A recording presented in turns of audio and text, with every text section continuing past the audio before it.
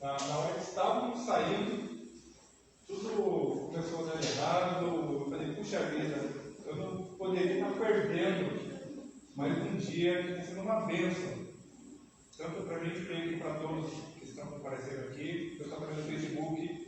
Não conseguimos fazer as transmissões nesses dias, está dando algum probleminha, espero que esteja tudo normalizado, que vocês possam receber essa bênção lá de vocês também. Então, Joel, sabe o que a gente faz? A gente ajoelha e ora, aconteceu de Deus, glória a Deus. E graças a Deus estamos aqui, novamente. Boa noite, irmãos. Boa noite.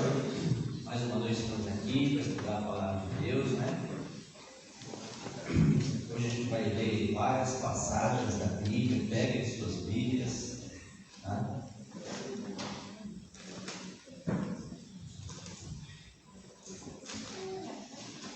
Eu vou ler uma passagem aqui no livro Grande Conflito, bem no final do livro Grande Conflito, uma coisa interessante, que eu vou ler bem no finalzinho. Só antes de eu continuar aqui, né? Para quem não me conhece, meu nome é Hélio, sou da Igreja Central de Arujá, tá? Algumas pessoas que me visitam aqui, né? Eu estou aqui, eu e minha esposa. A gente vai estar aqui até sábado, tá? Estudando a palavra de Deus. E deixa eu perguntar: todo mundo aqui é adventista? Tem alguém que não é adventista? Tem alguém que não é? Tem alguém, né? Tá certo. Olha só, no livro Grande Conflito, Ellen White escreveu assim, bem no final, na última página: à medida que os anos da eternidade passarem, mais revelações gloriosas serão feitas em relação a Deus e a Cristo. Olha só, Ellen White diz que quando a gente for para a eternidade, à medida que forem passando os anos da eternidade, que mais revelações sobre Jesus Cristo e sobre Deus vão ser dadas a nós, né? Mas aonde está escrito na Bíblia isso? Que quando a gente for para o céu, durante toda a eternidade, a gente vai ficar aprendendo sobre Jesus. Aonde que isso está escrito na Bíblia? Então hoje a gente vai descobrir aonde está escrito isso na Bíblia, tá? Eu escrevi esse sermão, aí um dia eu fui pregar numa igreja, a primeira vez que eu fui pregar ele, aí eu lembro que eu comecei a pregar no sábado, era 11 horas da manhã, aí me entregaram aqui o culto, né? Tinha um relógio bem grande assim na minha frente, era 11 horas, e era a primeira vez que eu ia pregar esse sermão, aí eu preguei o sermão, quando eu falei amém no final, eu olhei para o relógio, era 1h da tarde. Ele durou 2 horas aquele sermão. Graças a Deus ninguém foi embora. Passou um tempo, eu voltei naquela igreja de novo. E aí a gente foi almoçar na casa dos anciãos, né? E lá tinha uma família muito grande. E a senhora daquela família, ela me contou o testemunho dela. Ela me disse que eles eram da Assembleia de Deus, uma família muito grande, tá? E eles não conheciam a igreja adventista. E eles, lendo a Bíblia, chegaram à conclusão que o sábado tinha que ser guardado. E aí então, aquela família, na sinceridade deles, eles começaram a guardar o sábado sozinhos. É uma família muito grande, eles são muito missionários. Aí qual foi a consequência disso? A consequência é que aquela família começou a ser perseguida dentro da igreja. E por fim, eles foram todos expulsos da Assembleia de Deus, com a alegação de que eles estavam todos endemoniados, porque eles queriam guardar o dia de sábado. E aí eles continuaram, eles não foram para outras igrejas, porque todas as igrejas não iam aceitar eles guardar o sábado. Eles ficaram guardando o sábado em casa, até que um dia conheceram um irmão da igreja lá que eu fui, um senhor, e ele começou a dar estudo para eles. Mas eles não aceitaram a mensagem. E aí veio um teologando, também fez um trabalho com eles, deu estudos para eles, mas eles também não aceitaram a mensagem. Aí foi o pastor também foi lá, deu estudos para aquela família, mas aquela família também não aceitou a mensagem. E aí um dia, nesse dia que eu fui pregar nessa igreja, eu preguei esse aqui, que fala sobre a igreja. E ele durou 2 horas esse sermão. Aí naquele almoço, né? Um tempo depois que eu voltei lá, aquela senhora me disse assim: sabe um dia que você pregou um sermão que acabou 1h da tarde? Eu falei: eu lembro, né? Acabou 1h da tarde, eu lembro. Ela falou assim, porque era sobre a igreja o sermão. Ela falou: quando você acabou aquele sermão, aí eu virei para minha família, eles tinham que visitar a igreja. E eu falei para eles: o que mais a gente precisa para a gente se batizar nessa igreja? E aí todos eles resolveram se batizar. Teve um evangelismo, a família inteira se batizou. Eles são muito missionários, né? Hoje já deve ter uns 15, né? Mais ou menos. Dessa família aí. E esse sermão ele dura 2 horas, tá? É que eu não sei por que aquele dia durou 2 horas, mas eu acho que é porque esse sermão, aquele dia era para aquela família mesmo. Né? Eles existiram muito a mensagem. Olha só, a Bíblia diz que esse mundo ele vai se tornar uma grande Babilônia, tá? Uma grande confusão religiosa. E no contexto de Babilônia no fim dos tempos, vai acontecer a grande perseguição do povo de Deus, que vai culminar com a volta de Jesus a esse mundo.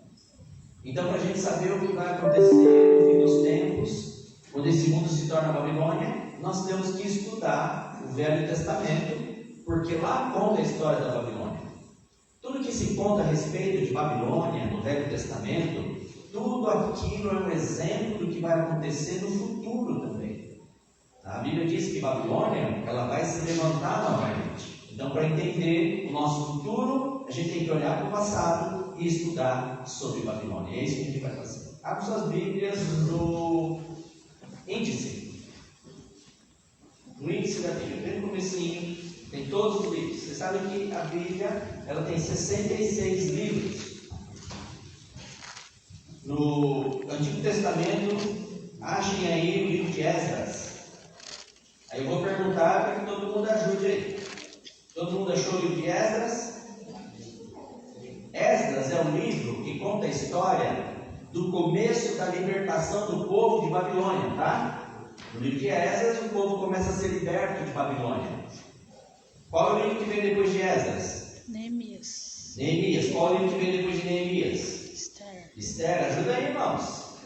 Esther. E depois de Esther? Jó. Jó. Depois de Jó? Salmos. Depois dos Salmos, Provérbios. depois de Provérbios, Eclesiastes. depois de Eclesiastes, Cânticos dos Cânticos. depois de Cânticos, Isaías. depois de Isaías, Jeremias. depois de Lamentações, Ezequiel.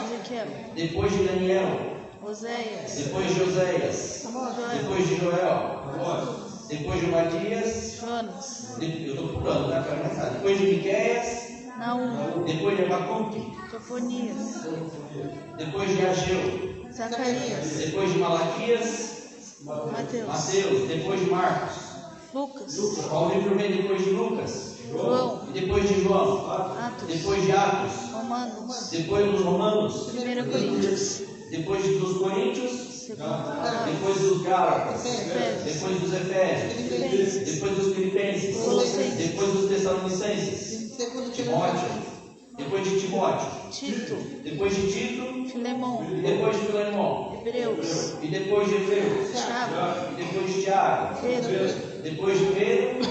João. Depois de João? Judas. E depois de Judas? Apocalipse. 52 livros. 52 livros depois da libertação do povo de Babilônia, tá? Hoje a gente vai passar por 52 livros da Bíblia, para a gente conhecer o que aconteceu no passado e assim a gente vai entender o que vai acontecer no futuro. Quando Jesus morreu na cruz, a gente viu que ele veio tirar os pecados ontem, não foi? A gente estudou sobre os 10 mandamentos. Mas quando Jesus morreu na cruz, ele morreu também para nos libertar de Babilônia. Tá? Abram suas Bíblias em Daniel 5.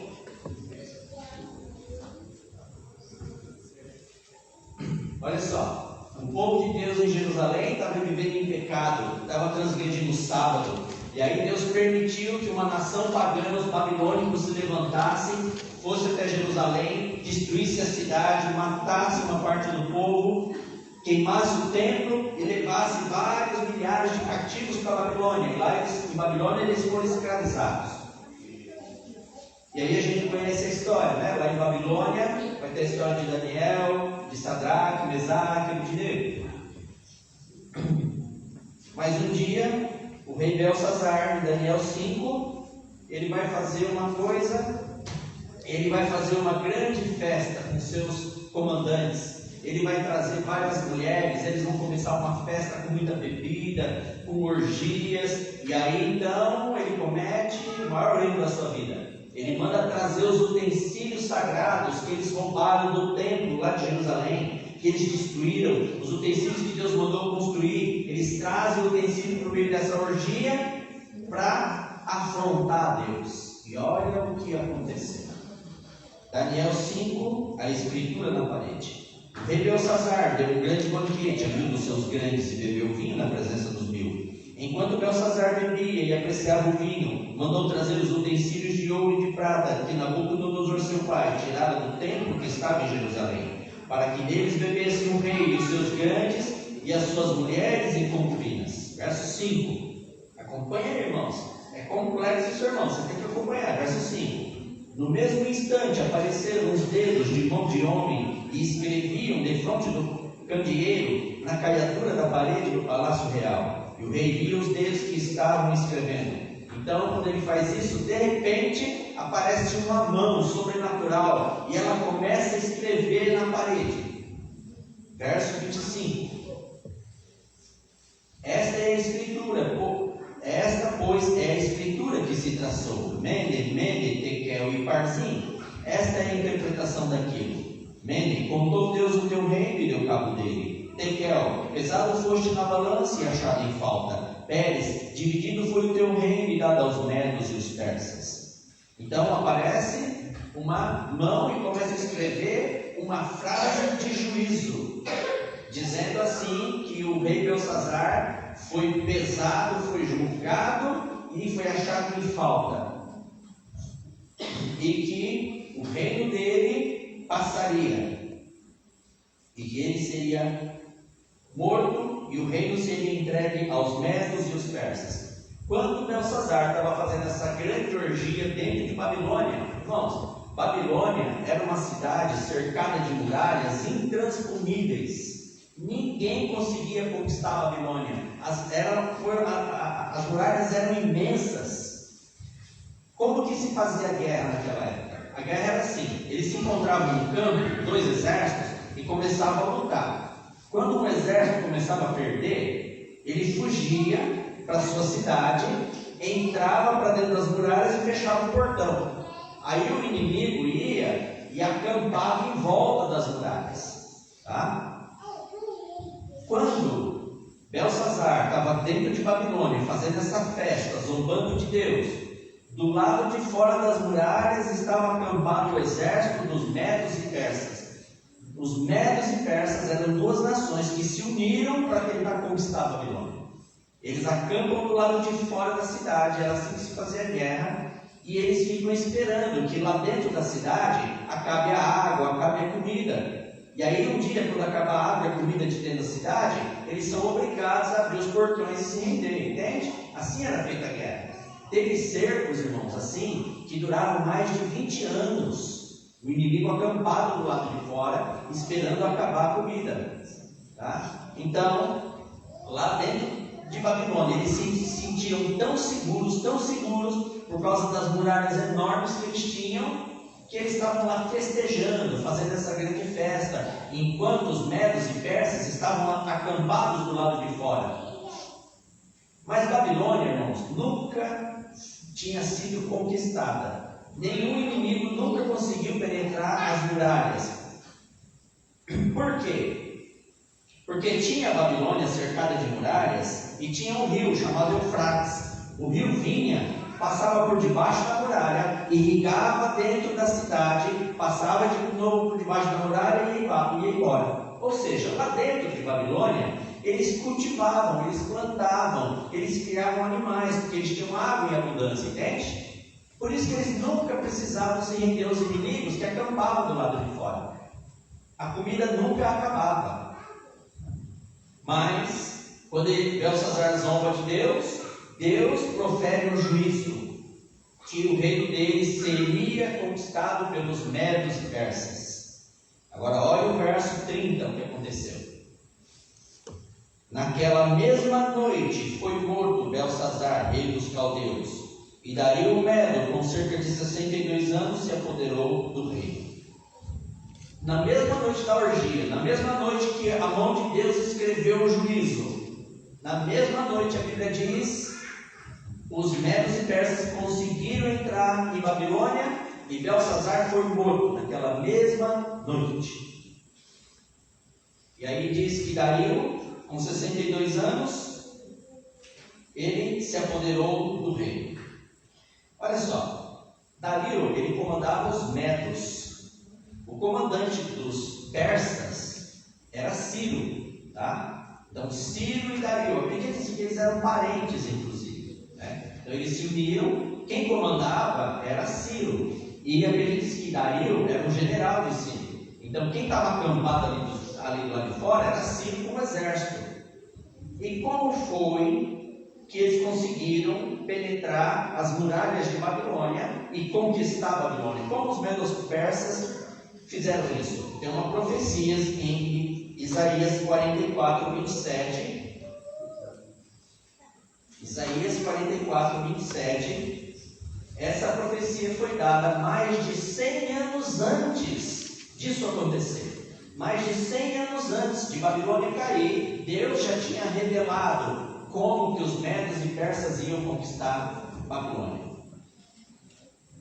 Isaías 44, 27 diz assim: O que digo às profundezas das águas, seca-te, e eu secarei os teus rios. Que digo de Ciro, ele é meu pastor e cumprirá tudo que me apraz. Que digo também de Jerusalém, será edificado e do templo será fundado. Olha só, essa profecia diz que Ciro, rei dos persas, conquistaria Babilônia. Como? No verso 27, secando as águas do rio. Então aqui está sendo revelado como que Ciro e Dario vão conquistar a Babilônia naquele dia. Olha o capítulo 45, verso 1. Assim diz o Senhor ao seu ungido, a Ciro, a quem tomo pela mão direita, para bater as nações ante a sua face, e para discingir o lombo dos reis, e para abrir diante dele as portas que não se fecharão. Eu irei adiante de ti, endireitarei os caminhos tortuosos, quebrarei as portas de bronze e despedaçarei as trancas de ferro. Olha o que aconteceu. Essa profecia está revelando como Babilônia cairia. Então, volta aqui. Babilônia cercada de muralhas. Lá dentro, Belsazar fazendo orgia, zombando de Deus com os utensílios. Deus profere um juízo, escreve na mão. E a Bíblia diz que naquele mesmo dia o rei é morto. Tem várias versões de como foi que o rio Eufrates se secou. Lembra que eu falei que havia um rio, passava por debaixo das muralhas de Babilônia, irrigava a terra, passava por debaixo da outra muralha e ia embora, certo? Então Deus revelou que as águas secariam e que o exército medo-persa passaria por debaixo das muralhas e conquistaria a Babilônia enquanto eles estavam lá festejando. E foi assim que aconteceu.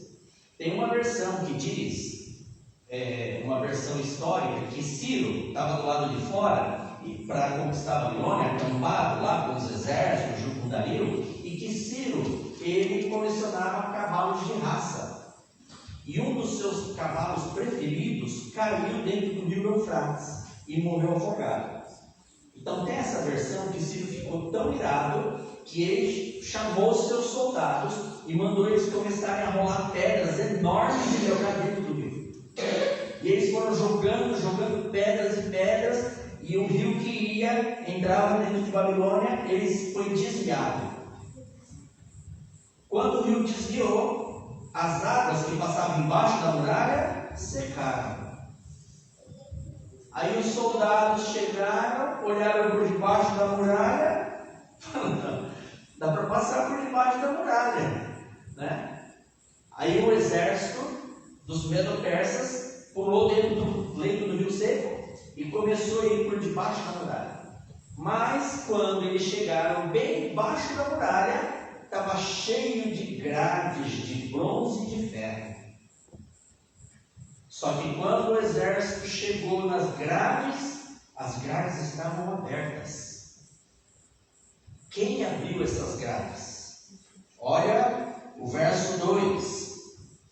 Isaías 44, 2. Olha o que Deus disse: eu irei adiante de ti, endireitarei os caminhos tortuosos, quebrarei as portas de bronze e despedaçarei as trancas de ferro. Quem foi que quebrou, irmão, as trancas de ferro? Deus. 100 anos antes de Ciro nascer, Deus já tinha profetizado: eu quebrarei. E aí então o exército passou por debaixo das muralhas, enquanto Belsazar, seus soldados festejavam nessa orgia. O exército entrou por debaixo da muralha e Belsazar foi morto naquele mesmo dia, naquela mesma noite, e os medos e persas conquistaram a Babilônia. Foi passando por debaixo das muralhas com o secamento do rio Eufrates. Efésios 4, 8.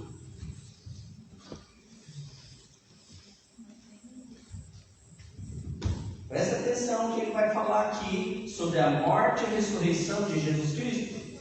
Olha o que a Bíblia diz, Efésios 4, verso 8 diz assim: por isso diz, quando ele subiu às alturas, levou o cativo o cativeiro e concedeu dons aos homens.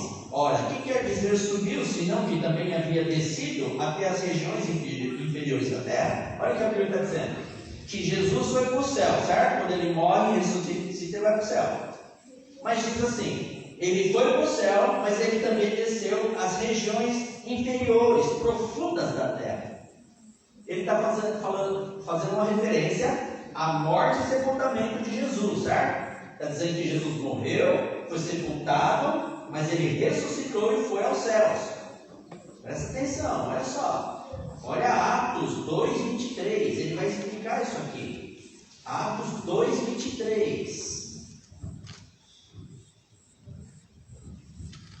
Olha o que ele diz: sendo este entregue pelo determinado desígnio e presciência de Deus, vós o matastes, crucificando-o por mãos de iníquos, ao qual, porém, Deus ressuscitou, rompendo os grilhões da morte, porquanto não era possível fosse ele retido por ela. Olha só, olha o que a Bíblia fala da morte e ressurreição de Jesus. Jesus morreu, foi sepultado, desceu às profundezas da terra, mas os grilhões da morte não puderam reter Jesus. Deus quebrou os grilhões da morte, e aí ele saiu da sepultura e foi aos céus. Certo? É isso que a gente leu? Como que Babilônia foi conquistada? Eles secaram as águas do rio Eufrates. Aí Ciro desceu nas profundezas, atravessou por debaixo das muralhas e conquistou Babilônia. Mas diz que as grades foram quebradas. Por quem? Por Deus. E quando Jesus foi preso nos grilhões da morte, quem foi que rompeu os grilhões da morte?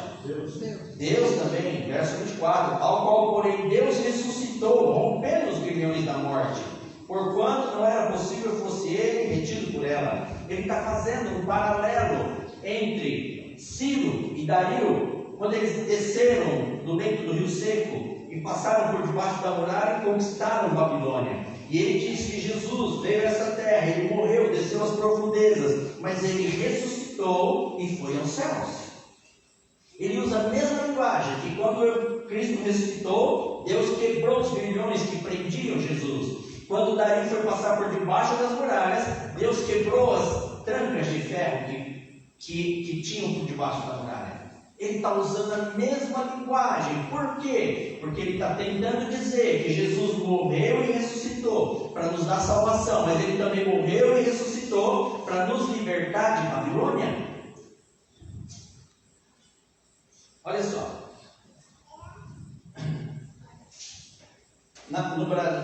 No mundo, né, eles dizem, né, tem um dado de uma faculdade aí, não sei de onde, que diz que existem mais de 40 mil denominações cristãs, certo?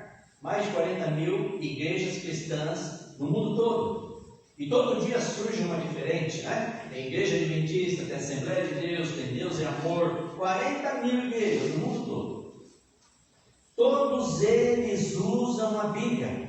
Os mesmos versos que nós lemos aqui são os mesmos versos que todas as igrejas por aí leem. Então, por que tem tanta igreja diferente? Porque a ordem dos versos é diferente. Cada igreja coloca a sequência dos versos numa sequência diferente. Por isso, tantas igrejas diferentes existem. Como saber qual é a sequência correta? Se tem 40 mil igrejas e todas elas pegam os mesmos versículos que a gente lê e cada um coloca uma ordem. Uns dizem que quando Jesus voltar, os salvos já foram para os céus. Outros dizem que quando Jesus volta, ele volta para buscar os salvos. As mesmas passagens são usadas. Como saber se a ordem das nossas doutrinas estão corretas? E se a ordem em que a gente aprende as nossas doutrinas estiver errada? E se a ordem das doutrinas que eles ensinam lá na igreja católica estiver certa? Para onde a gente vai? A gente vai para lá, não é isso? Porque é a palavra de Deus que a gente segue. E se a ordem das doutrinas ensinadas na Assembleia de Deus estiver correta, a gente vai para onde? A gente vai para lá. Qual é a ordem correta? 40 mil igrejas diferentes, como saber? Nós vamos ler agora um resumo de como nós cremos na sequência que nós da Igreja Adventista dos Sétimos Dias aprendemos. Tá? Qual é a ordem que nós apresentamos da Bíblia no fim dos tempos, na época de Babilônia? Então vamos lá. Apocalipse 16, verso 12.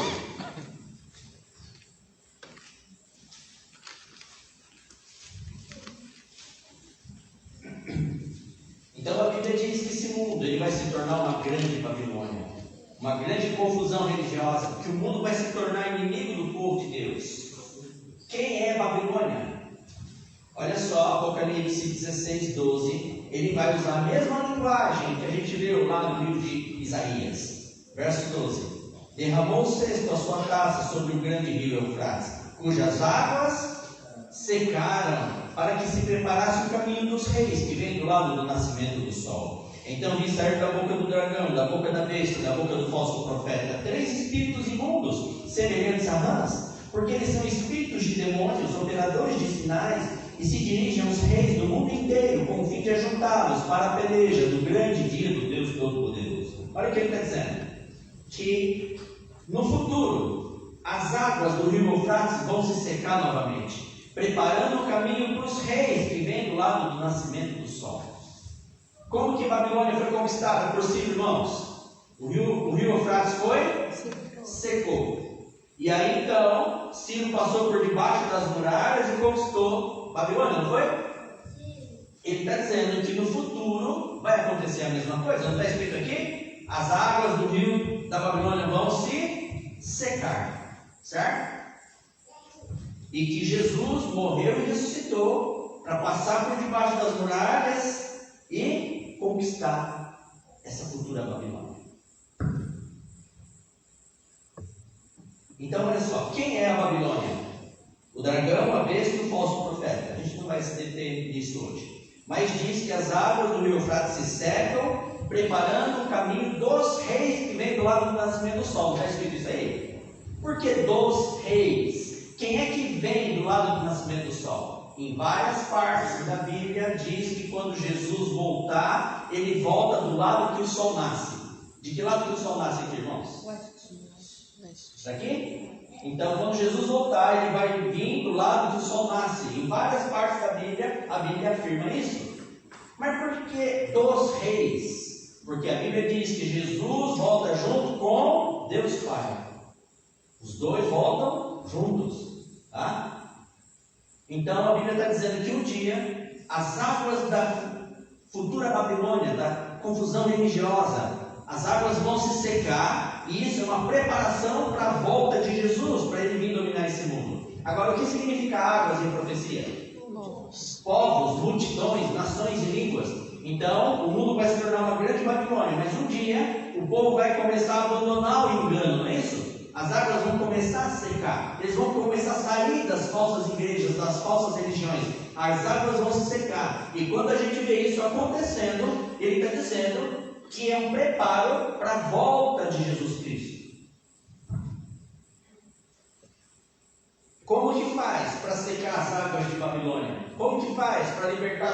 que estão vivendo no engano lá em Babilônia. Babilônia é construída pelo dragão, a besta e o falso profeta, não é isso, irmãos? O dragão a gente sabe que é o espiritismo, a doutrina da imortalidade da alma. Todas as denominações que ensinam imortalidade da alma é o símbolo do dragão. A besta do mar, a gente sabe, é o catolicismo romano, certo? Ensina a guarda do domingo e idolatria. E o falso profeta são todas as igrejas protestantes que se afastaram da verdade. Então, quem é a Babilônia no fim dos tempos? Espiritismo, catolicismo e o protestantismo que se afastou da verdade da Bíblia. Essa é a Babilônia. E a Bíblia diz que com o tempo as pessoas vão começar a abandonar essas mentiras. E como que faz para secar as águas de Babilônia? Apocalipse 14, verso 6. Tem que ser pregadas as 3 mensagens angélicas. Quando é pregadas as 3 mensagens angélicas de Apocalipse 16 e as pessoas ouvem essa pregação e elas acreditam nessa pregação, elas começam a abandonar o erro. Quais são as 3 mensagens angélicas que têm que ser pregadas para que as pessoas abandonem o erro? A primeira voz, verso 7. Essa é a primeira mensagem que tem que ser pregada para libertar as pessoas de Babilônia. Dizendo em grande voz: temei a Deus e dai-lhe glória, pois é chegada a hora do seu juízo, e adorai aquele que fez o céu, a terra, o mar e as fontes das águas. Olha só, o que significa esse versículo? Temei a Deus. A Bíblia diz em Eclesiastes que temer a Deus é guardar os mandamentos de Deus. E dar-lhe glória. O que é dar glórias a Deus? Dar glórias a Deus, Paulo diz assim: quer comais, quer bebais, fazer tudo para a honra e glória de Deus. Teme a Deus, guarda os mandamentos, dá-lhe glória, vigia o seu procedimento lá fora. Segue a palavra de Deus. Pois é chegada a hora do seu juízo. Quando iniciou o juízo, o julgamento? 22 de outubro de 1844. Foi o início do juízo. E adorai aquele que fez o céu, a terra e o mar e as fontes das águas. Ele está citando aqui o 4º mandamento, que diz assim: lembra-te do dia de sábado para o santificar. 6 dias trabalharás e farás toda a tua obra, mas o 7º dia é o sábado do Senhor teu Deus. Não farás nenhum trabalho, nem tu, nem teu filho, nem tua filha, nem teu servo, nem teu boi, nem teu animal, nem um estrangeiro das tuas portas para dentro. Porque em 6 dias fez o Senhor os céus, a terra e o mar. Ele está dizendo: adore a Deus no dia que Ele criou para ser adorado, que é o dia de sábado. E ele diz também: aquele que criou as fontes das águas. Ele está falando do dilúvio. Ele está citando Gênesis 8, quando diz que quando caiu as águas do dilúvio, as fontes do grande abismo se romperam. Então, qual é a mensagem? A primeira mensagem angélica que tem que ser pregada para libertar as pessoas de Babilônia: teme a Deus, guarde os mandamentos, dai glória a Deus, leve uma vida de acordo com a palavra de Deus.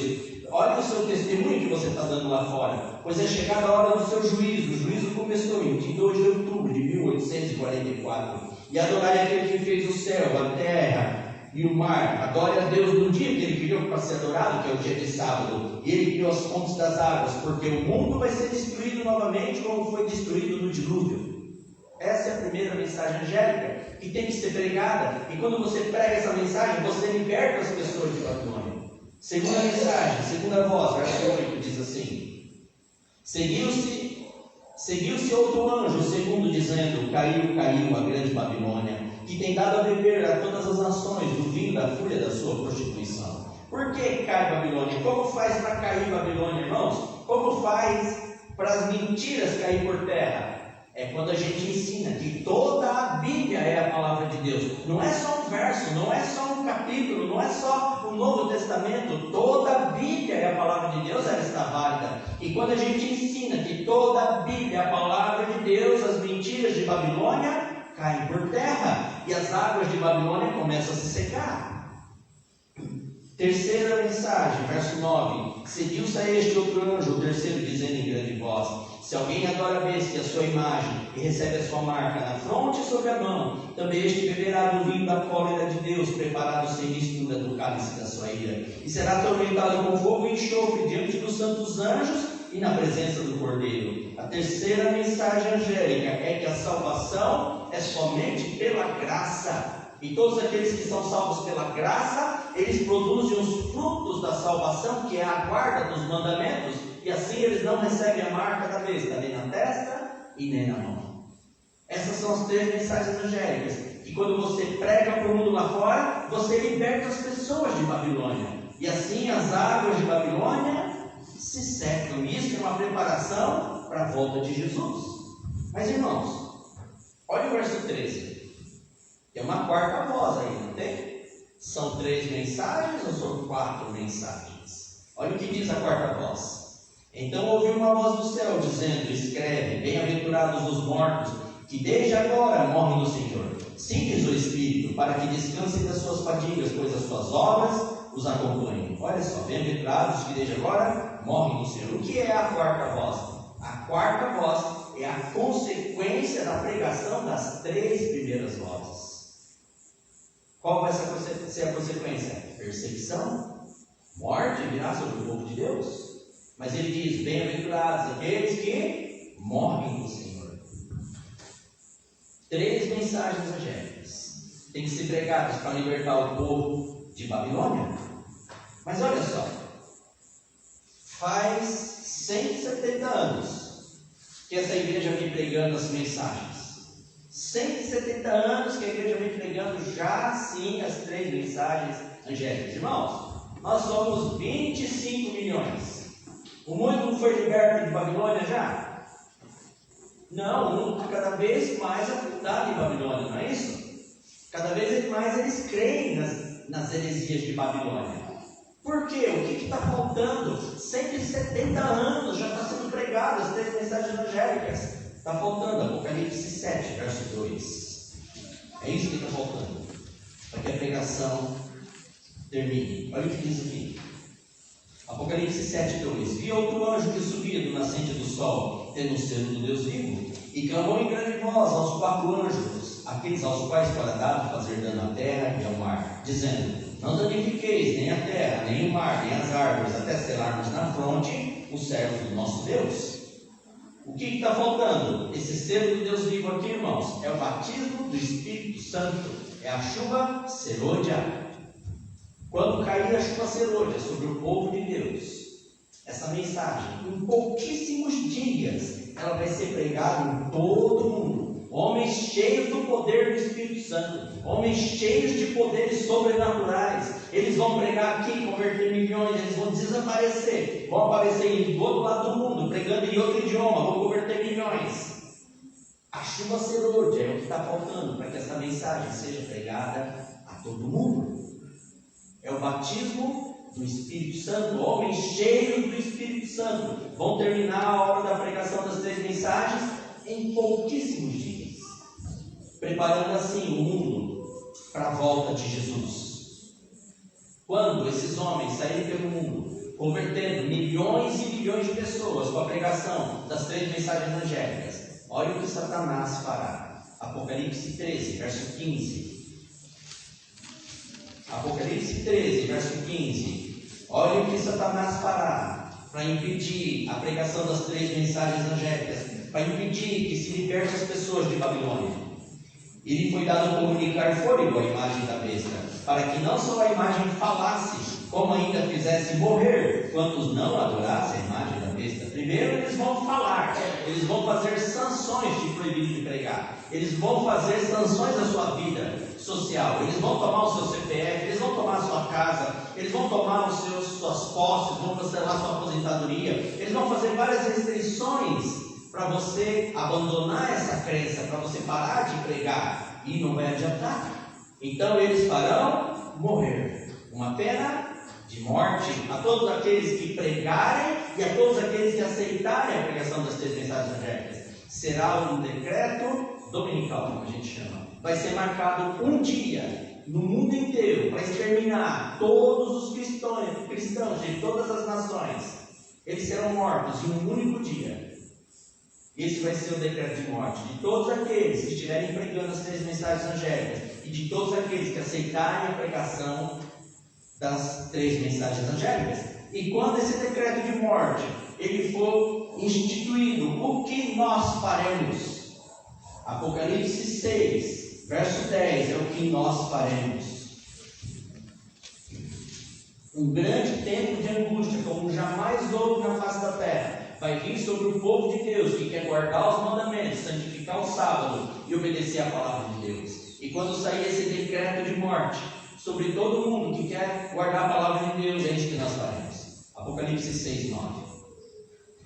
Quando ele abriu o quinto selo, vi debaixo do altar as almas daqueles que tinham sido mortos por causa da palavra de Deus e por causa do testemunho que sustentavam.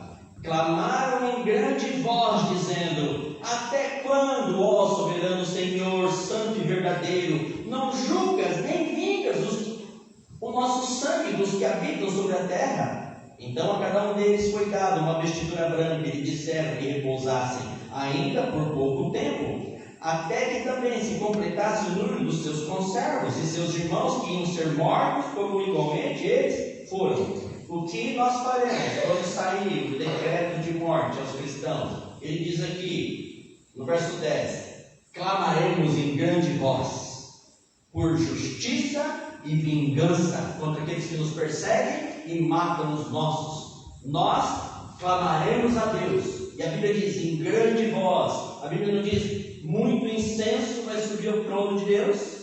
Muito incenso vai subir. As orações dos santos, clamando por quê? Clamando por livramento e também por vingança. Nós vamos orar para que Deus vingue aqueles nossos irmãos que foram mortos, aqueles nossos familiares que foram mortos.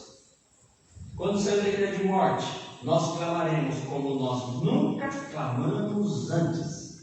Irmãos, todos nós já oramos por uma porta de emprego, nós já oramos pela saúde de alguém, para alguém ter uma cura de uma doença. Nós já fizemos orações por pessoas que estavam ali à beira da morte. Mas a Bíblia diz que nós vamos orar como nós nunca oramos antes, em grande voz. E vai subir muito incenso diante do trono de Deus, com pedidos de livramento contra esses que nos perseguem, nos matam, e um pedido de vingança contra aqueles que matam os nossos. É isso que nós faremos. Nesse contexto, o povo de Deus sendo perseguido, morto, mas mesmo assim pregando as 3 mensagens angélicas para libertar o máximo de pessoas possível de Babilônia, estará reinando nesse mundo a grande igreja prostituta. Apocalipse 17, verso 4. Olha quem estará reinando sobre essa terra.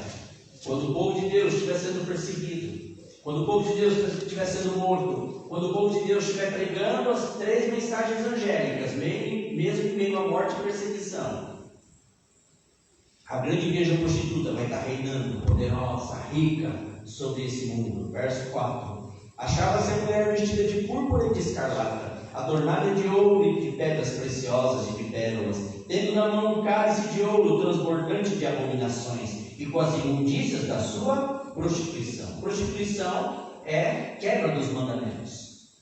Na sua fronte achava-se escrito um nome, um mistério: Babilônia, a grande, a mãe das meretrizes e das abominações da terra. Então vi a mulher embriagada com o sangue dos santos e com o sangue das testemunhas de Jesus, e quando a vi, admirei-me com grande espanto. A grande igreja prostituta, ela é prostituta porque ela prostitui os ensinos da Bíblia. Ela está embriagada porque ela mata, derrama o sangue dos santos. Estará reinando sobre essa terra a grande igreja prostituta de Babilônia, que se chama Babilônia. Ela está embriagada com o sangue dos santos, porque ela está perseguindo e matando.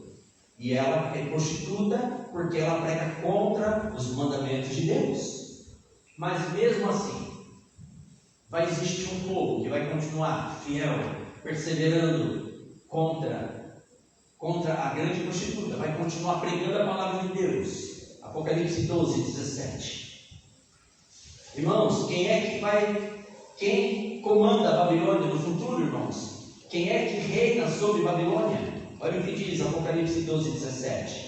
Irou-se o dragão. Quem é o dragão? Satanás. Satanás vai estar reinando através da grande igreja prostituta. Irou-se o dragão contra a mulher e foi pelejar com os restantes da sua descendência, os que guardam os mandamentos de Deus e têm o testemunho de Jesus, e se pôs em pé sobre a areia do mar. Satanás vai usar a Babilônia os 3 movimentos religiosos para perseguir e matar o povo de Deus, vai se unir com todos os governos do mundo e vão fazer uma pena de morte, vão marcar um único dia para matar, exterminar todos os cristãos que querem guardar os mandamentos e ser fiel à palavra de Deus. Apocalipse 14, verso 12, diz assim: aqui está a perseverança dos santos, os que guardam os mandamentos de Deus e a fé em Jesus. Mesmo em meio à perseguição, mesmo em meio à morte, mesmo em meio a dor e sofrimento, vai ter um povo que vai perseverar na guarda dos mandamentos.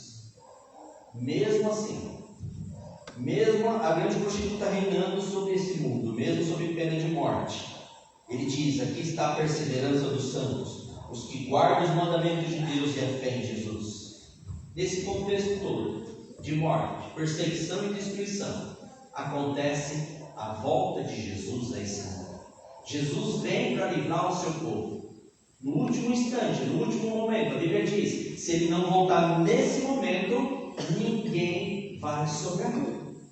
Então acontece a volta de Jesus. Apocalipse 19, verso 7. Apocalipse 19, verso 7.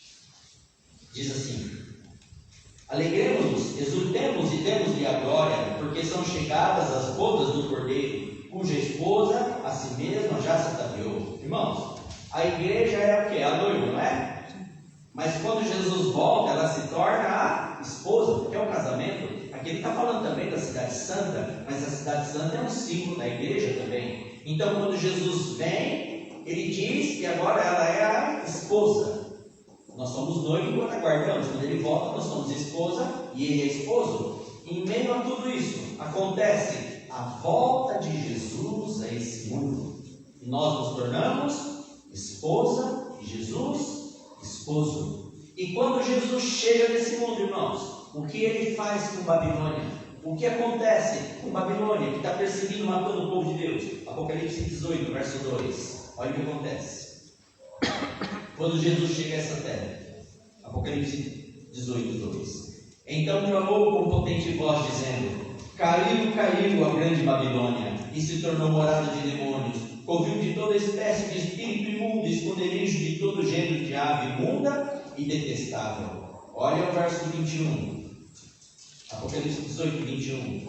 Então um anjo forte levantou uma pedra como grande pedra de moinho e arrojou-a para dentro do mar, dizendo: assim, com ímpeto será arrojada a Babilônia, a grande cidade, e nunca jamais será achada. Quando Jesus chega a esse mundo, a Bíblia diz que Jesus, com o sopro da sua boca, ele mata todos os integrantes de Babilônia. E com a manifestação de Deus Pai, eles são todos consumidos pelo fogo. Quando Jesus volta, Babilônia é destruída. Babilônia cai. E aí então, depois que Babilônia cai, Apocalipse 20, verso 11. Passam-se 1000 anos e vem o juízo final. Apocalipse 21, verso 11. Vi um grande trono branco e aquele que nele se assenta, de cuja presença fugiram a terra e o céu, e não se achou lugar para eles. Vi também os mortos, os grandes e os pequenos, postos em pé diante do trono. Então se abriram livros, ainda outro livro, o livro da vida, foi aberto. E os mortos foram julgados segundo as suas obras, conforme que se achava escrito no livro. Verso 13. Deu o mar aos mortos que nele estavam, a morte e o além entregaram os mortos que nele havia, e foram julgados um por um segundo as suas obras. Então a morte e o inferno foram lançados para dentro do lago de fogo. Esta é a segunda morte, o lago de fogo. Jesus diz: assim como foi na época do dilúvio, assim será também na minha vinda. O que aconteceu na época do dilúvio, irmãos? Caiu o que dos céus? Água. Saiu água de debaixo da terra e o mundo se tornou um grande lago, não é isso? Morreu todo mundo afogado, menos 8 pessoas. Jesus diz: assim como foi na época de Noé, será também na minha volta. Só que o que vai cair do céu agora? Fogo. E o fogo que tem debaixo da terra também vai sair, e o mundo vai se tornar um grande lago de fogo. E esse fogo, depois do milênio, ele extermina Satanás, extermina todos os ímpios, Os ímpios mortos são ressuscitados e passam pelo lago de fogo, são reduzidos a cinzas. E quando eles não existem mais, Deus refaz novos céus e nova terra. Apocalipse 21. O novo céu e a nova terra. Verso 2. Vi também a cidade santa, a Nova Jerusalém, que descia do céu da parte de Deus, ataviada como noiva adornada para o seu esposo. Então ouvi grande voz vinda do trono, dizendo: Eis o tabernáculo de Deus com os homens. Deus habitará com eles. Eles serão povos de Deus, e Deus mesmo estará com eles. A cidade santa, a Nova Jerusalém, pousa nesse mundo.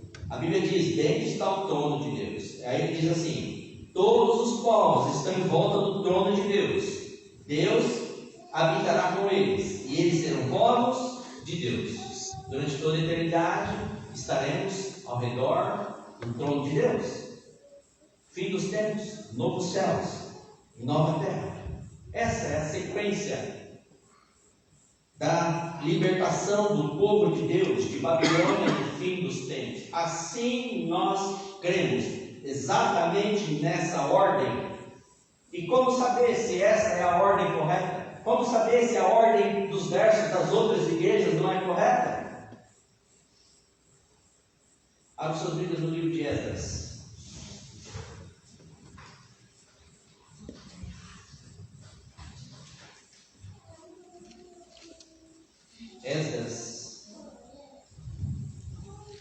Esdras conta a história da primeira parte do povo de Deus que foi liberto de Babilônia. Irmãos, qual é o título de Esdras 1? O que está escrito aí? Qual é o título?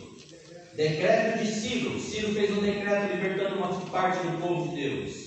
Esdras 6, verso 1. Ajuda aí, irmãos. Esdras 6, verso 1. Qual é o título de Esdras 6, verso 1? Decreto de Dario. Foi feito um segundo decreto, libertando mais uma parte do povo de Deus de Babilônia, para que eles voltassem para Jerusalém, para reconstruir a cidade e o templo. Esdras 7.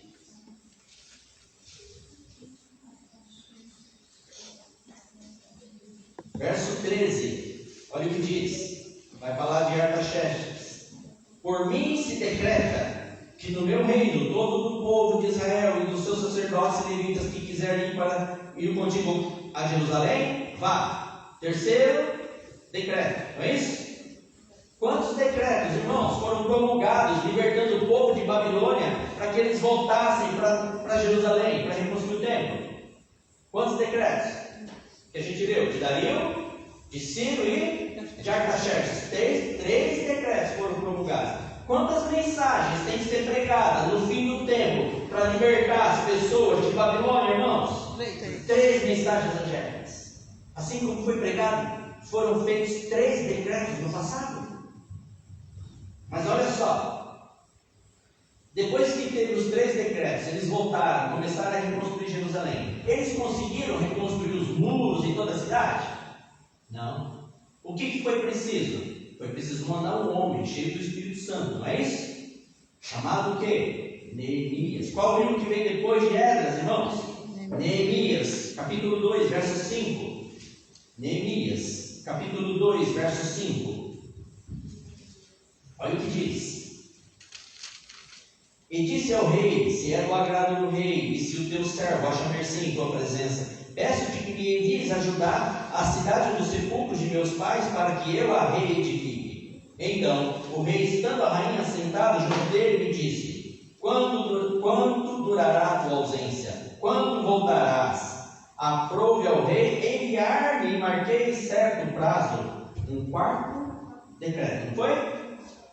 E Neemias volta, e a Bíblia diz que ele tinha que ter uma espada numa mão e a vara de pedreiro na outra, não é? Que os inimigos queriam impedir a reconstrução. Mas se você ler o texto, você vai ver que em apenas 53 dias, aquilo que estava há anos para ser construído, em apenas 53 dias, Neemias, um homem corajoso, cheio do poder do Espírito Santo, ele termina a reconstrução de Jerusalém.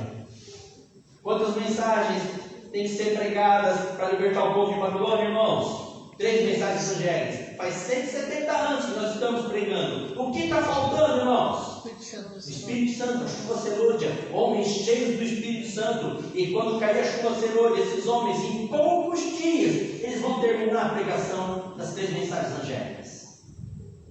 Mas olha só, quando homens cheios do poder do Espírito Santo estiverem pregando as 3 mensagens angélicas, o que Satanás vai fazer? Decreto de morte, não é isso? Qual o livro que vem depois de Neemias? Esther.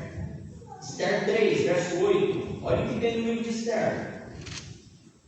Esther 3, verso 8.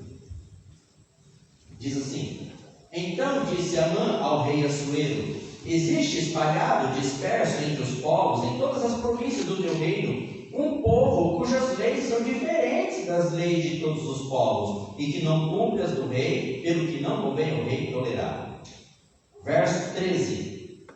Enviaram-se as cartas por intermédio dos correios a todas as províncias do rei, para que se destruíssem, matassem, aniquilassem de vez a todos os judeus, moços, velhos, crianças e mulheres, em um só dia. Foi feito o quê? Um decreto de morte. Por quê? Porque o povo judeu guardava uma lei diferente. É um decreto dominical. E foi marcado um dia no livro de Esther, para exterminar todo o povo judeu que guardava os 10 mandamentos, que guardava o sábado. Decreto de morte. O que Satanás fará quando o povo estiver cheio do Espírito Santo, pregando as 3 mensagens angélicas? Decreto de morte. Mas olha só, quando sai o decreto de morte, começa o grande tempo de angústia, não é, irmãos? O tempo de angústia como nunca existiu. Um tempo de angústia, irmãos, como a raça humana nunca viu e nunca vai ver jamais, de tão terrível que vai ser. Qual é o homem que mais passou perdas, dores, sofrimentos nesse mundo? Não Jesus. Quem? Jó. Qual é o livro que vem depois de Esther?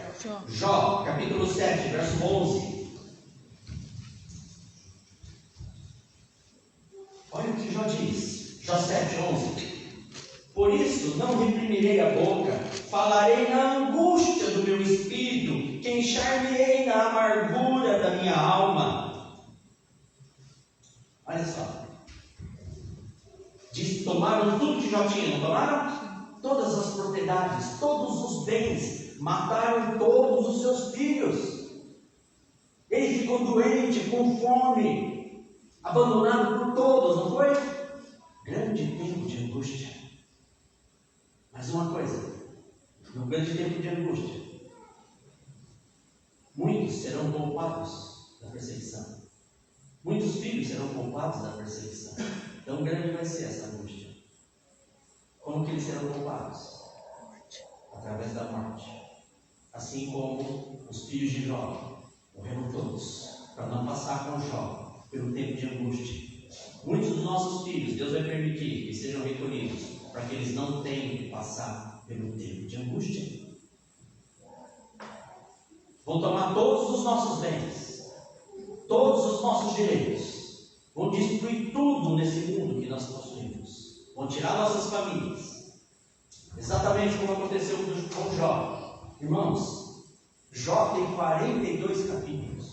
42 capítulos falando da dor e sofrimento de um homem. Vocês nunca pensaram por que 42 capítulos falando do sofrimento, da dor de um homem? Porque é um tempo de angústia, qual nunca houve e nunca haverá, jamais.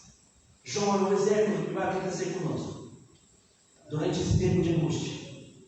Mas aí, quando vier o tempo de angústia, o que nós faremos? Clamaremos como nunca clamamos antes. Nós vamos clamar pelo que, irmãos? Por livramento e castigo dos ímpios que nos perseguem, matam os nossos filhos e tomam tudo que a gente tem injustamente, não é isso? Qual o livro que vem depois de Jó? Salmos. Salmos 4, verso 1. Irmãos, o que é o livro dos Salmos? O livro dos Salmos não é Davi clamando por livramento dos seus perseguidores? Não é ele clamando a Deus para que Deus puna aqueles que o perseguem injustamente? Salmo 4, verso 1, olha o que Davi diz: Responde-me quando clamo, ó Deus da minha justiça. Na angústia me tens aliviado. Tem misericórdia de mim e ouve a minha oração.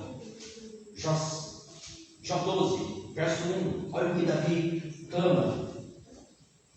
Socorro, Senhor, porque já não há homens piedosos. Desaparecem os fiéis entre os filhos dos homens. Olha só. 150 salmos. Vocês nunca pensaram por que 150 salmos na Bíblia? 150 salmos clamando por livramento e vingança. Por quê? Porque nós vamos orar como nós nunca oramos antes. A Bíblia diz: muito incenso vai subir diante do trono de Deus com as nossas orações. Por isso, 150 salmos clamando por livramento e castigo dos ímpios que nos perseguem justamente, que tomam os nossos bens, que destroem as nossas famílias, que matam os nossos filhos. Nós clamaremos como nunca clamamos antes. Por isso, 150 salmos clamando por livramento. Mas aí, em meio a esse caos, morte e perseguição, injustiças, decreto de morte, estará reinando nesse mundo a grande igreja prostituta. Prostituta porque ela prostitui os ensinos da Bíblia, e embriagada porque ela mata os filhos de Deus. Provérbios 7. Qual o livro que vem depois de Salmos, irmãos? Provérbios 7, verso 10. Olha quem está lá.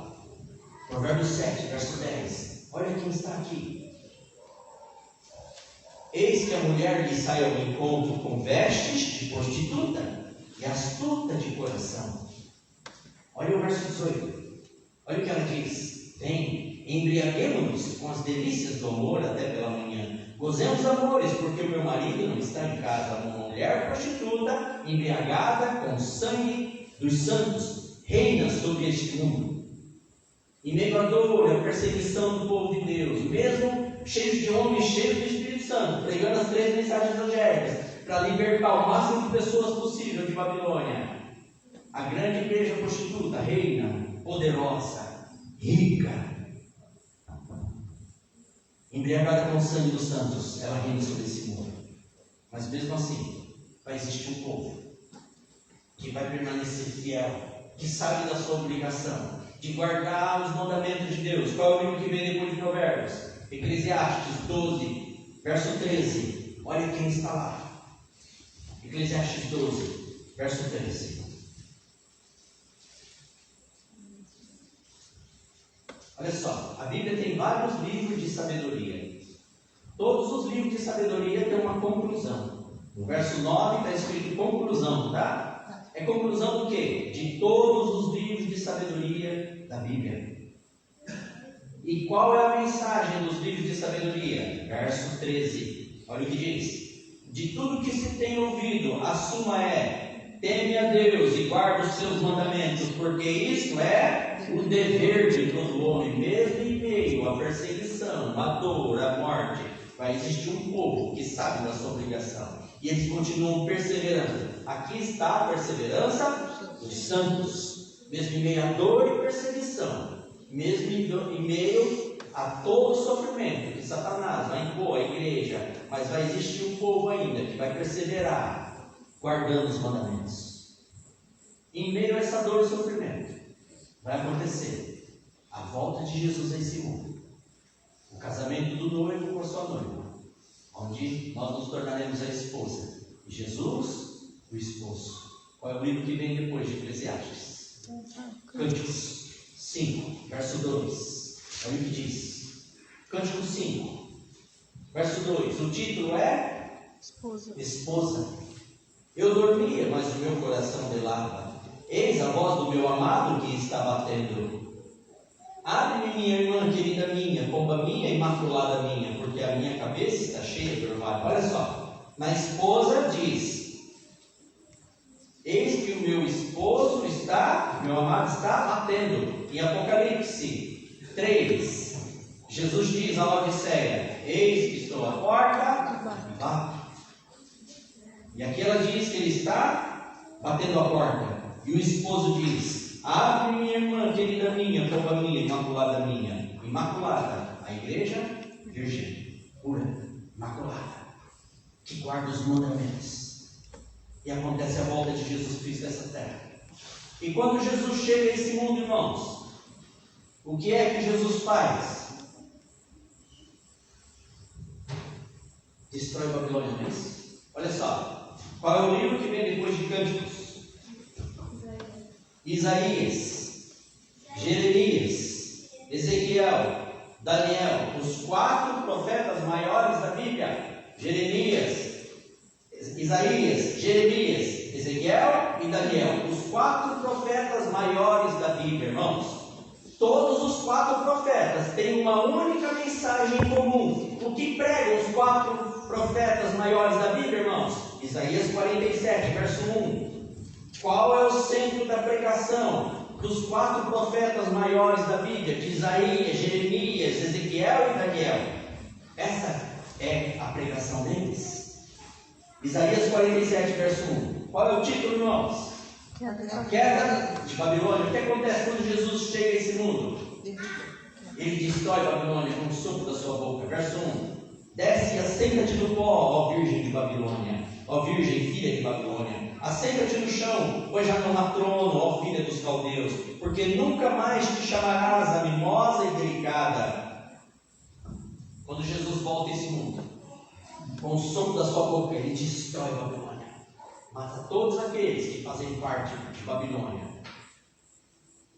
Olha só, depois de Isaías, Jeremias, Ezequiel e Daniel, os 4 profetas maiores, vem os 12 profetas menores da Bíblia: Oséias, Joel, Amós, Obadias, Jonas, Miqueias, Naum, Abacuque, Sofonias, Ageu, Zacarias e Malaquias.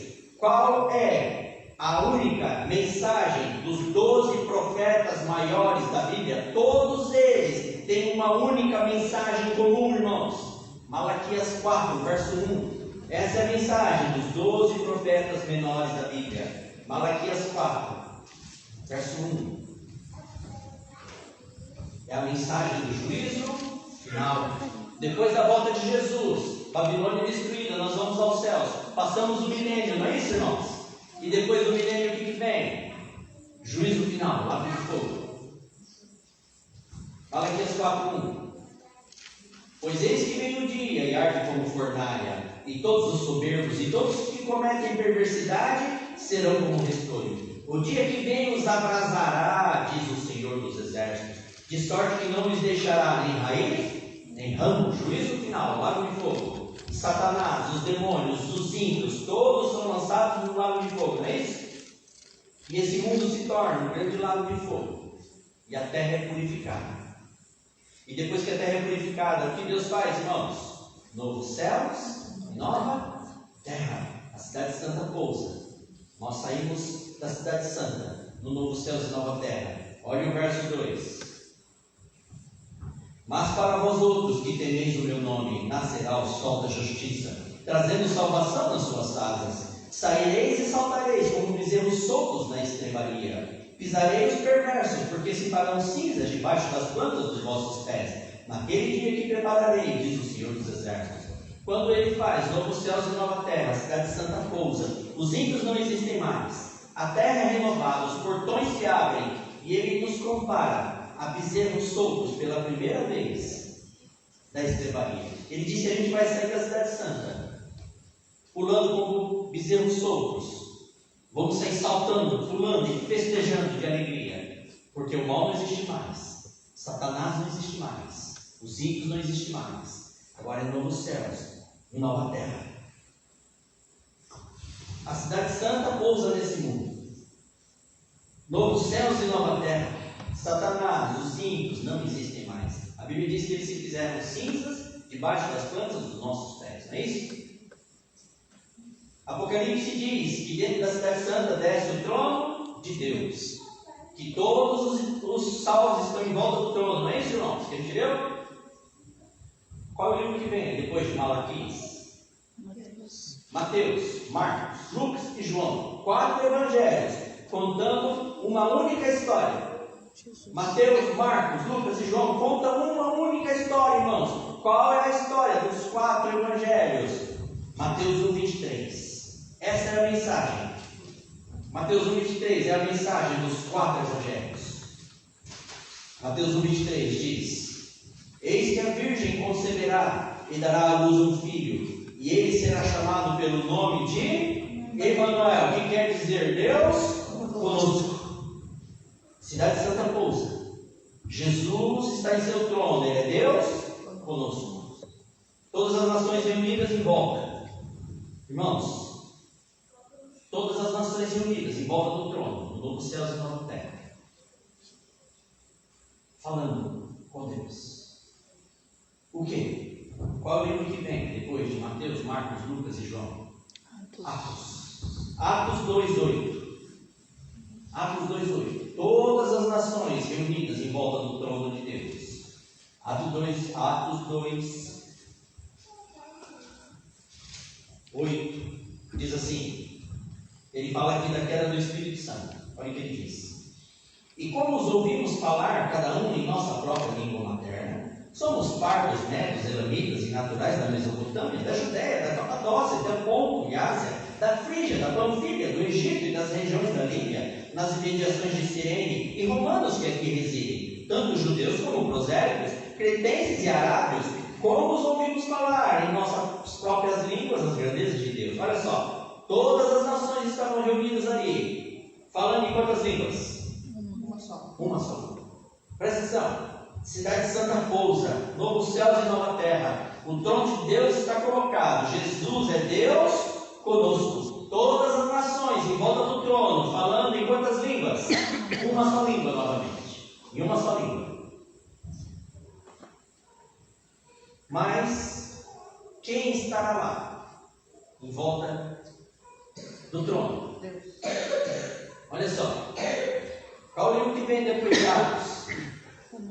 Romanos. Mas, irmãos, não é os romanos, não é o povo, é um povo, não é? Os romanos.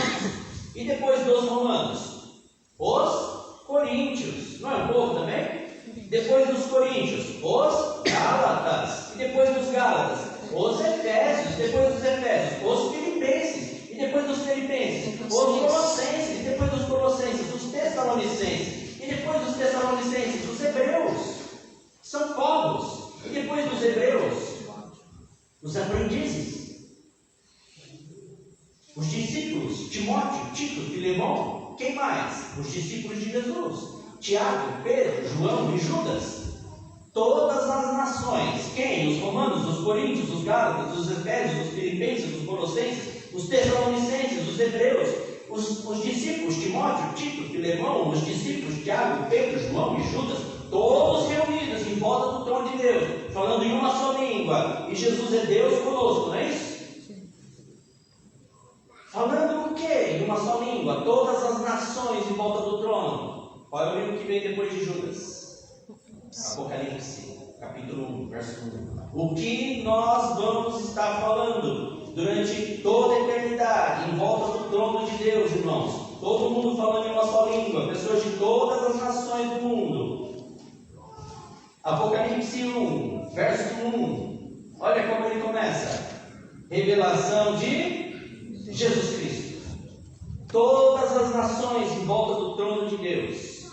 Novos céus e nova terra.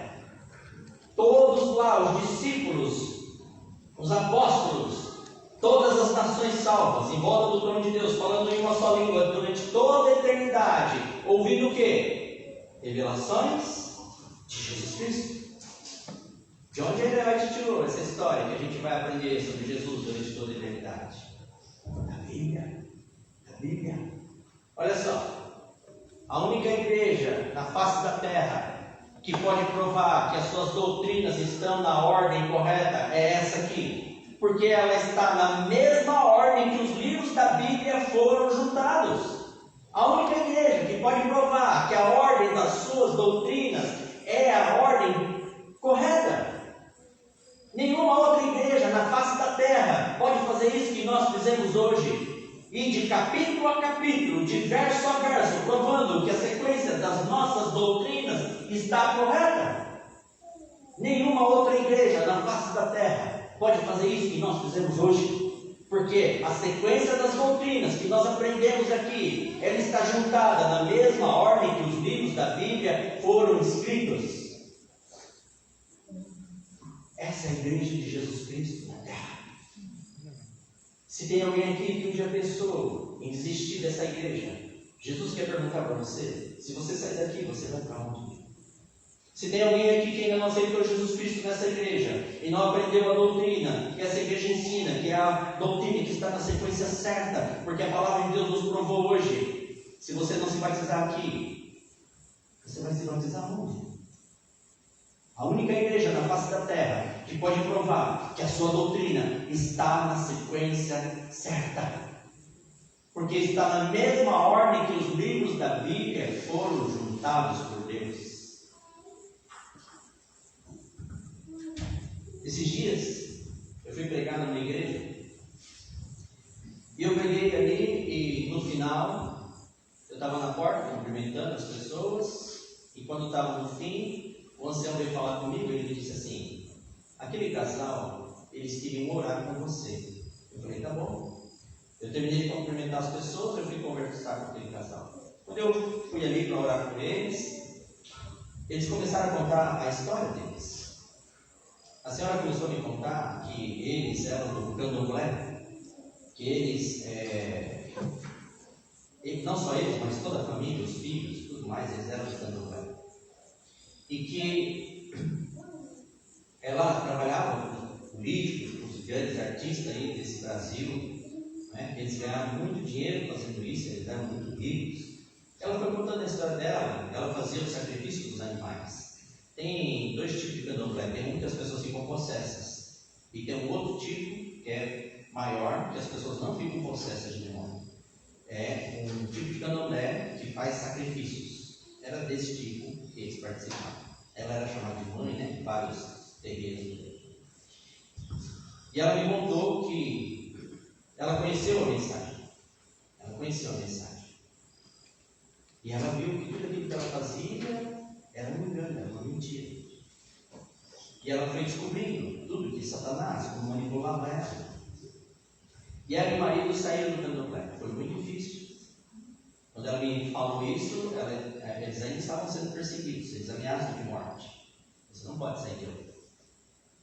E ela disse que por fim a filha dela, que era do candomblé, pegou uma doença muito grave, estava à beira da morte, e ela me explicou o que é. Quando alguém vai sair, os demônios colocam doenças nas pessoas, doenças terminais, mesmo, eles matam mesmo. Ela estava me contando como é. É a linguagem deles lá que eles usam. E a filha dela chamou ela no hospital. E a filha dela disse assim: mãe, você sabe o que você tem que fazer para o demônio? Porque todo mundo sabia que o demônio tinha colocado doença na filha para forçar eles voltarem para o demônio. E ela disse que ela olhou para a filha dela e disse assim: filha, eu sei, mas se eu tiver que voltar para o candomblé para você não morrer, então você vai morrer, porque eu conheci a verdade e eu não volto mais. Ela disse assim que um mês depois que ela conversou com a filha dela morreu daquela vez, perdida dentro do candomblé. Mas ela disse: eu não posso voltar atrás, porque eu conheci a verdade. Se eu não der para cá, para onde eu vou? Engraçado que naqueles dias eu fui numa outra igreja, e quando a gente chega de manhã, tem a escola sabatina, e estava eu, minha esposa e mais duas pessoas, uma senhora e um rapaz. Aí uma pessoa da igreja falou: você pode fazer a lição com eles aqui? Eu falei: posso. Aí a gente faz o pedido de oração no início, faz, irmãos? Aí eu falei para o rapaz, né, se tem algum pedido, agradecimento, e ele começou a falar que a semana dele foi muito difícil, né, mas que graças a Deus ele estava bem. Aí eu perguntei para a senhora tem um pedido de oração, um agradecimento? Aí ela começou a contar a história dela. Ela falou assim: eu tive câncer e eu estava internado, os médicos disseram que eu não tinha mais cura, e eu não podia nem voltar para casa, porque eu não resistiria. Aí, quando o médico me disse que eu ia morrer ali no hospital, eu falei para ele assim: e eu tenho um Deus que não vai deixar eu morrer. Ele falou: eles tinham já separado a minha roupa para o funeral. A minha família veio perguntar para mim qual roupa que eu mais gostava. Aí ela falou assim: eu gosto de tal roupa, está lá no armário, na porta tá. Mas eu sei por que vocês estão perguntando isso. Que é para usar no meu funeral. Eu vou dizer uma coisa para vocês. Pode trazer essa roupa, mas essa roupa eu vou usar quando eu sair andando pelas portas desse hospital, porque o meu Jesus vai me curar. Ela disse que enquanto ela estava ali, esperando a morte, o marido dela pegou Covid e faleceu. E aí o filho dela também pegou Covid e também faleceu. Ela disse que o outro filho não suportou a dor de ver o pai, o irmão morrer, e a mãe está terminal, e o outro filho pegou e deu um tiro na cabeça e se matou. Aí ela disse que ela usou aquela roupa para sair do hospital. E ela estava viva, íntegra, não estava destruída. Estava ali na lição da escola sabatina.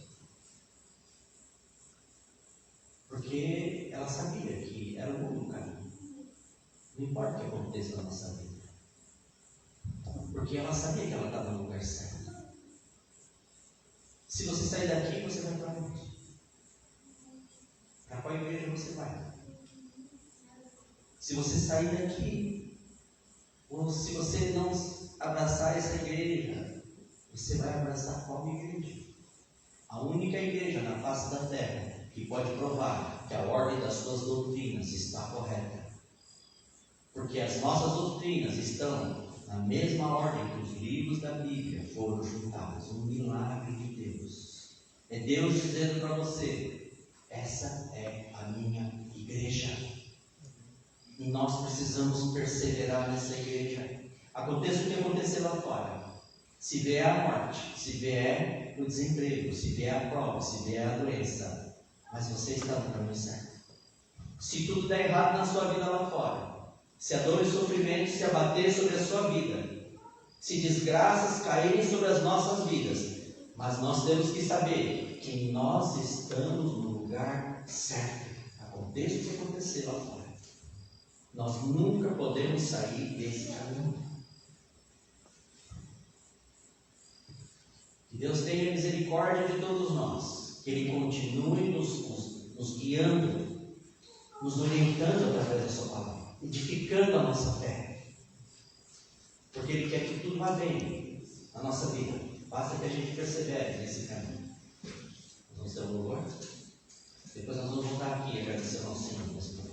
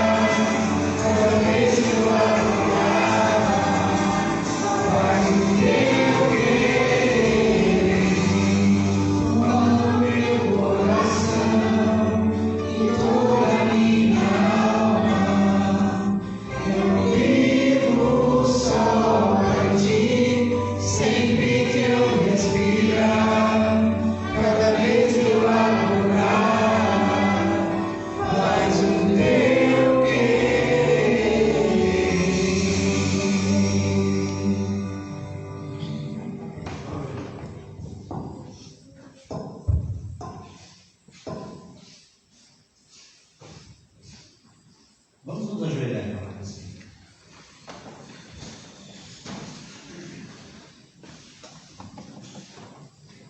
Senhor nosso Deus, nosso Pai, muito obrigado, Pai, pelo Teu livro sagrado. Muito obrigado por tantas orientações lindas e maravilhosas que o Senhor deixou para essa Sua santa igreja na terra, Pai. Muito obrigado por nos revelar toda a Sua verdade. Nós queremos pedir que o Senhor envie o Espírito Santo de Deus sobre nós, que Ele grave todas as passagens do Seu santo livro no nosso coração, para que a gente possa verdadeiramente andar nos Seus caminhos e viver de acordo com a Sua vontade, para que a gente possa perseverar nessa Sua santa igreja na terra, Pai. Aconteça o que acontecer, aguardando somente a Sua volta a esse mundo para nos resgatar. O que nós pedimos e agradecemos em nome de Jesus Cristo. Amém.